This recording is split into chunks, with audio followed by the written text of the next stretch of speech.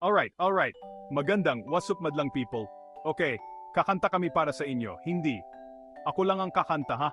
Ako lang ang kakanta, hindi ako, kasi pangit ang boses mo. Kaibigan, ako ang nag-request na kumanta kasi maganda ang boses ko.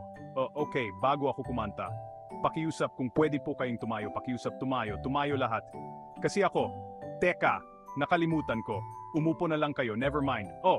Bakit mo sila pinaupo? Kasi nakalimutan ko na mahaba ang kanta ko. Mahaba ba talaga ang kanta mo? Baka mapagod ang audience. Ako ang nag-compose ng kanta. Ikaw ba nag-compose? Sinimulan ko ng alas 4 ng umaga at natapos ng hating gabi.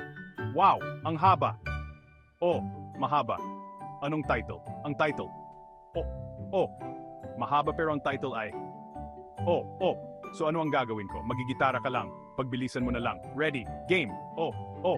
Bilis mong matuto. Ang hirap na kanta. Siyempre, kasi lang lyrics mo.